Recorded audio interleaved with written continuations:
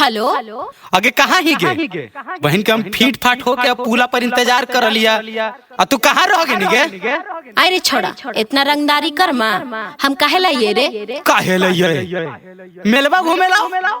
हम रातिया मेलवा में करबो रात कांड। अच्छा हम नहीं बोझो नहीं ने त लाठी चलतो लाठी। अरे अब हमरा मत दिमाग खराब कर, हम नहीं बो। तू ऐसन ऐसन बात बोला ही, हम नहीं बो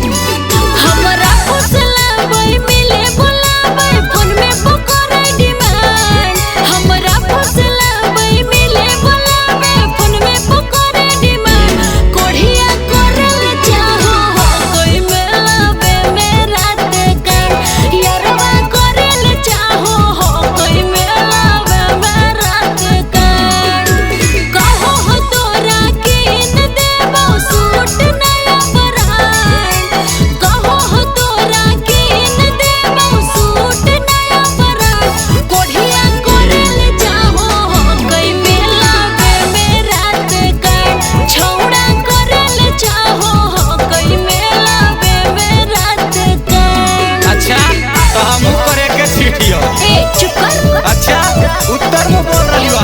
हमरो फिर कुमतिया घूम जीता मैं तो देखा देबो। ए रे छोड़ा, तू हमरा से प्यार करो या धमकी देही?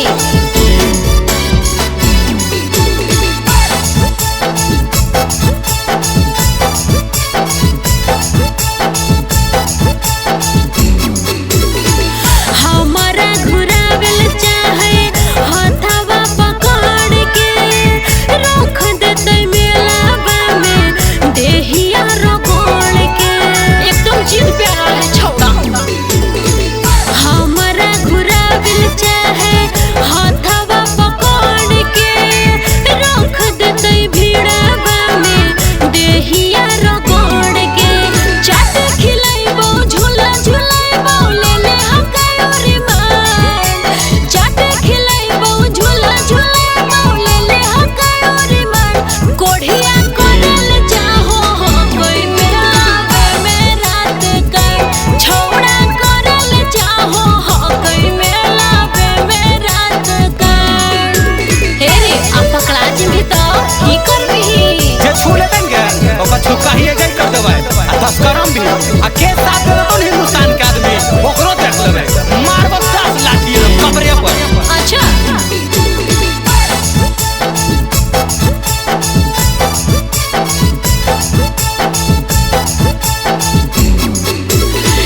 खींच ले तो सेल्फी हमारे साथे पन डाल में। अब नहीं समझ में फसलिया ओ मुकन के जाल में। अब हम की करियो? खींच ले तो सेल्फी हमारे साथे पन डाल में। अब नहीं समझ में फसलिया ओ मुकन के जाल में। देख ले तई गौवा के लोग तो घरे में जाते जान। देख ले तई गौवा के लोग तो घरे में जाते जान। कोढ़िया करल चाहो हो कोई मेलावे में रात का। यरवा करल चाहो हो कोई मेलावे में रात का। हगे मैया बापा जान जीते तो मार के चूर देता है। आर लो सोकबा साथे चलइए समझनी।